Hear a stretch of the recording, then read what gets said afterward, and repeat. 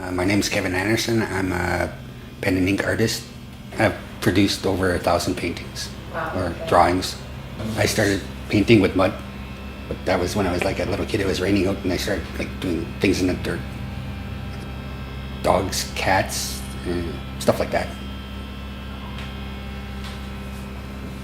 How long did you do that for? Uh,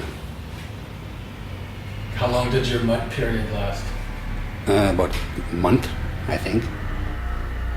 I needed to escape from the house, so I had to go outside because they were mostly drinking or doing whatever they had to do. And I'd be outside for like hours, and I did entertain myself somehow.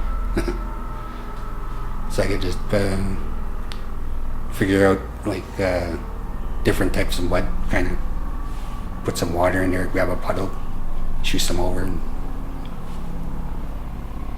just play with mud with pictures though. So. I really don't have a lot of memories because of some sort of amnesia disorder from the trauma.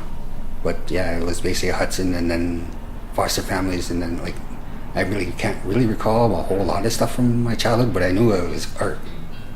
So. And what did you draw with when you were doing mud stuff? Just basically animals and whatever I could think of at that moment. I can't really remember too far, but I know I did some trees, even though there's like trees around me, but I did like silhouettes kind of thing. Yeah. That's where I learned how to do basic shapes anyway, because I would like focus on horizon. And I would be a kid there and drawing like the silhouette from the ground. So that's where I learned how to do basic shapes anyway, kind of. And so where was this canvas? Like where was it located? Was it usually on top of the hill or the corner or like at the sand pit. The sand pit was kind of cool when I went there. Where on the map is that? Just outside Sulicut. It was Hudson, place called Hudson, really close to Lac Seul anyway. People would come by and come check out your work at that age? Yeah, they would, but they'd usually kind of go away after. Like I don't know, they would kind of shock me, so I would take a walk, kind of, because I didn't really like people. Still don't actually, kind of. I never read any comics when I was a kid because of we were never allowed to get things for ourselves, kind of, as to go back to the parent problems. So we weren't really treated very well, kind of. So I like to think my genre of art is chaotic. It's like everything mixed together. You got science fiction, Western, fantasy, native culture. It's all jumbled into one little mess that I create. So, yeah. Drawing is important to me because it helps me cope with my issues. It would be mental issues, personal issues, and physical issues, actually. Everything was kind of just thrown at me, and I got to hear good luck. So, okay. Basically, I just come up with an idea, like somebody's, like Freezer, right? That's basically I just summed up a whole textbook worth of like stuff and put it into all in one picture. And that basically sums everything up. Yeah, I think like that. It's really hard to explain because somebody says something or I'll get a feeling and I'll just kind of like blah, there it is. Once I see something, I pretty much know like the basic figure of it, so and then I can just like modify it any way I can. So like wolves or eagles, I can modify them in any way.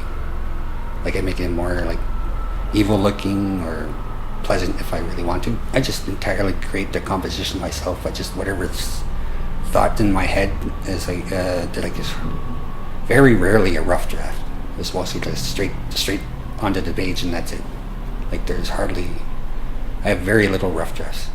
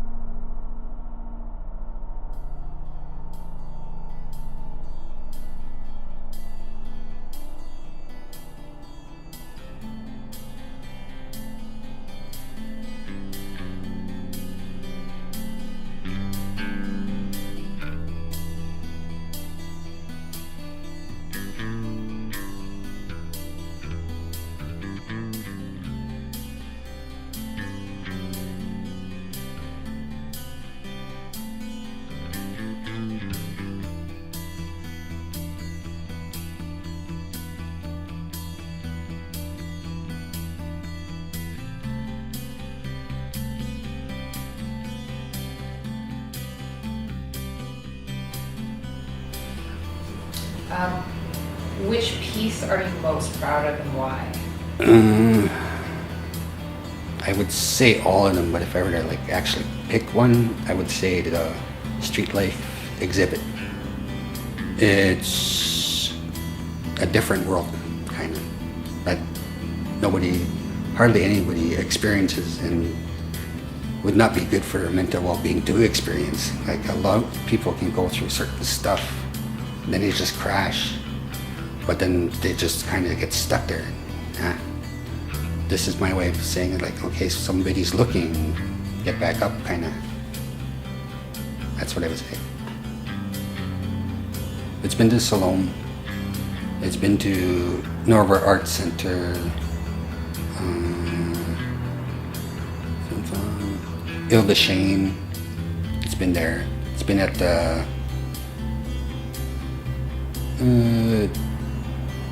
Nietzsche Commons for like, it was up on the wall for like 2 months, but like it didn't really get any like publicity, kind of, but it was still on the wall for a couple months. It's been on CanWest Global building for like the CEO Sleepout event.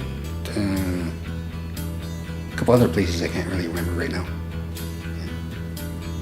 There's been a couple instances where some couple ladies broke down, kind of started crying, kind of like. But there was one, oh yeah, that's where it was. There was one incident at RBC Convention Center where a young couple anyway, this guy was walking around just making fun of everything.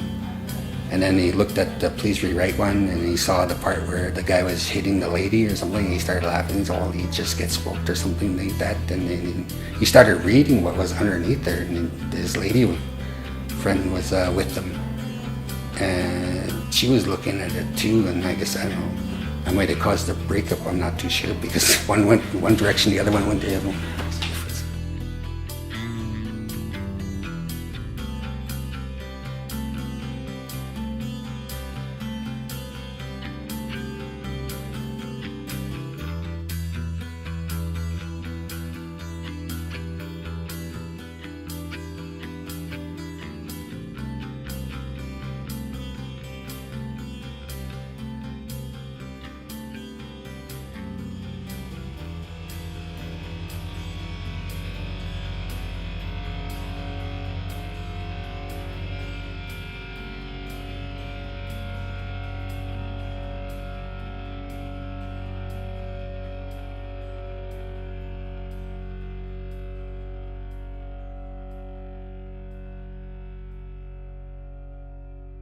Do you feel comfortable talking about your homeless journey through this, and how art helped you deal with that?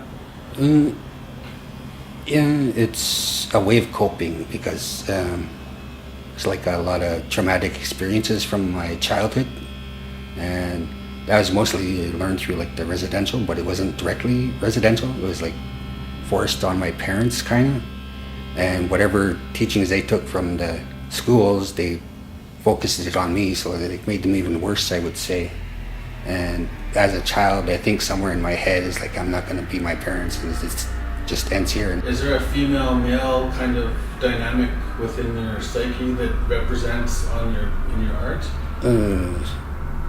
Not really. I just kind of like look at I'm more of like I can say I notice people, and notice how they feel, and I can put it into the drawing. That's the best way I can explain it. There are people on the street or myself, and I'm representing in there. So I would be like inebriated somewhere and feeling not too well, and I would notice this, but I wouldn't even say anything to these people because they were like, how do you say that? Apathetic or something like that? Yeah. I see them like on in shelters on the riverbanks, and the only reason I say that is because I was one of them, and it took like years for that to gather myself up with enough strength to do something more productive, kind of. But I really wasn't like trying to impress anybody. I was just mostly for myself. It was, yeah. Quite a few of them are would you say, realistic, kind of, because I did experience them. I know exactly where these places are. Been through those situations, but there is one picture that I had to take from a friend because she told me about it. She saw some old lady like with a gas rag kind of thing sitting by the park. So I kind of figured like, okay, where did these people hang out? So I went over to the park, which is just blocked that way somewhere, and it's like on a bench. So I did a whole like bubble scenario kind of thing. Yeah, that's probably the only one that I haven't experienced. Can you talk a little bit about the Home Sweet Home piece? That was my home for like maybe a couple weeks. But it was like middle of, like it is now. It's fall right now. And there used to be 2 trailers there, but that's where I used to live for like a couple weeks. And then once it got started to snow, I had to find someplace else, kind of.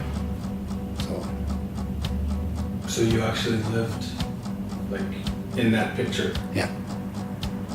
So could you tell us where exactly you lived That in would that be picture? that would be right outside Siloam. Well, the next building. It's in this parking lot around Siloam. What's on the same block, but they had 2 trailers that were there and looked exactly like that. And where would you sleep? Usually underneath the tires with some cardboard. They get a free blanket, go underneath there and keep the window kind of. So yeah. It would be like Home Sweet Home. It would be within myself kind of, because that's my drawing, and I'm trying to explain to people that this is my imagination, this is where I can go. So I spend a whole lot of time within my own head. Yeah. So it kind of helps me blanket everything. That's what I would be trying to explain, kind of.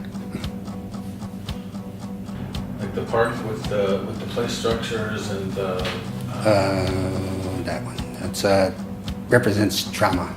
It's like I had to go to a different world myself, like just to not feel what's happening at that moment when I was a kid, kind of. But some of the memories I do get are violent, so I had to, how would you say that, put an image to it just to make it like more manageable, I think.